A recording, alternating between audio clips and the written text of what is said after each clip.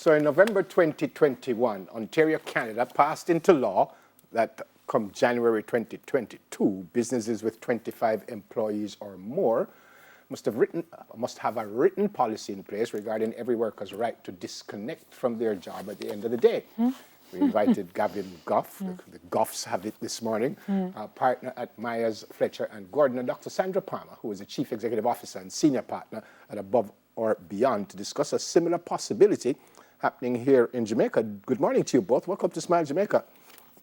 Good morning. And Happy New Year to you both. Hope all is well. Thank you. Same to you. You know, I did something, I used to do it and I don't do it anymore. Like on a Sunday, I just don't look at my phone. I don't want anybody calling me to tell me that they need me to do this at work and stuff. But it was never an official thing. How can it be? How can it be official? Let me start with you, Gavin. How can it be official that I'm going to tell my boss, well, at 4 o'clock, I don't want to talk to anybody? Not 4 or 5. Or 5 o'clock, I don't want to talk to anybody. Can that be made official? I mean, in theory, it could be made official if they were to pass a similar law as was done in Ontario and has been done in Italy, I think, and France. But that will never happen in Jamaica, Nepal. So don't even think about it. Okay. That will never happen. Because Gavin Goff, when I read this, I was like, I saw the meme of the gentleman saying, this will never, you will never live to see that happen. But why not? You will never live to see that happen. No, but in why Jamaica. not, Gavin? In a serious way, why not?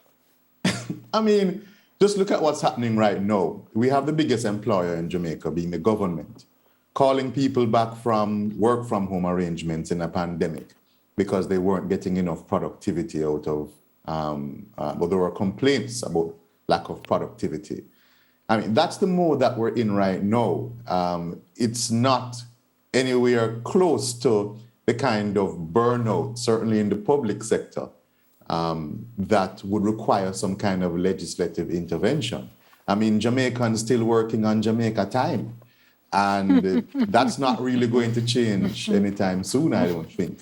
So this notion of controlling burnout through legislation, you know, that will never happen. But Doc, let me ask you, because I've heard people complaining about the fact that since the pandemic and since WFH, work from home, the lines have been increasingly blurred, right? So before we used to take up your bag and walk out at 5 o'clock, even though your phone would probably ring at 5:15, probably.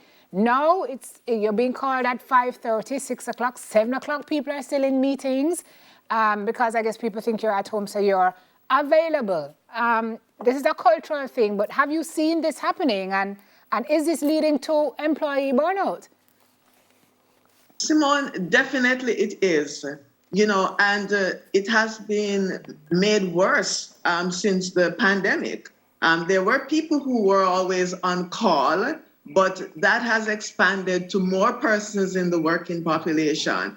People are not sleeping well, they're having relationship issues, and they are burning out. They are going on vacation and their phones are ringing. They need to respond to email, they need to respond to messages.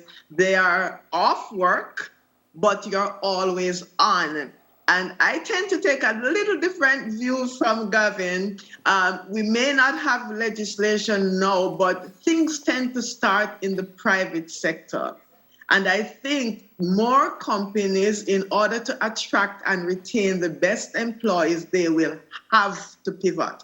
They will have to at least consider having conversations to negotiate with employees how they are going to be on. I think it's going to happen, maybe slow in coming, but remember, you know, France was one of the gentlest slave owners. So they always set the pace, if you remember your Caribbean history. Gavin, what about individual companies? You mentioned legislation, but what if, say, the employees here at TVJ, you know, got together and said, well, let's write something to the boss? Individual companies could do that? Yeah, I guess you could in theory, right? But what we're seeing even in the private sector is a move towards greater customer service, greater efficiencies.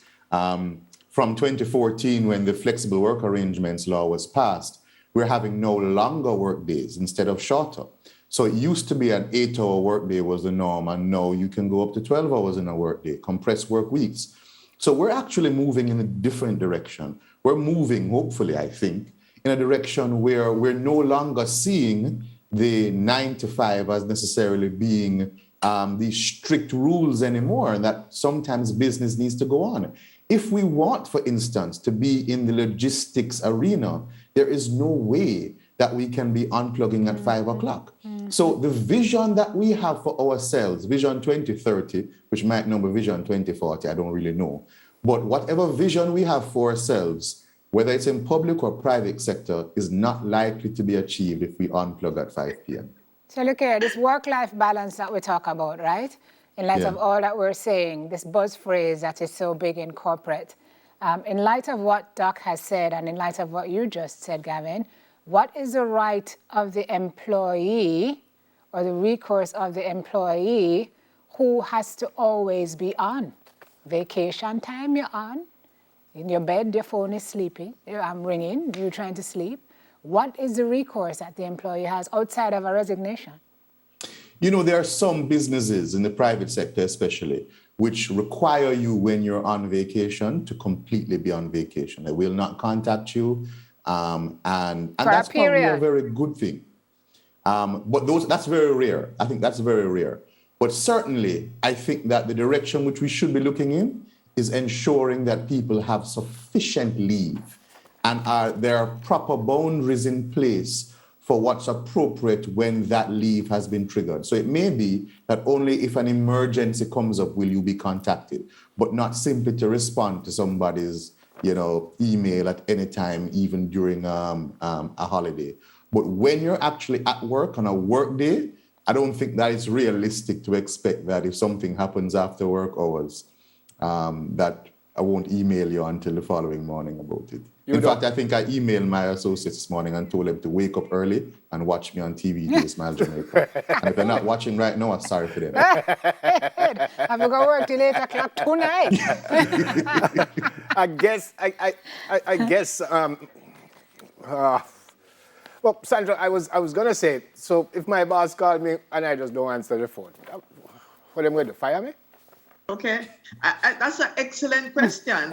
And I want to pick up on what Gavin said, because if we are, we want to go into logistics and so on, we can't be unplugging at 5. But it's two different issues. If we're going to be on all the time, work on all the time, doesn't mean every employee must be on all the time.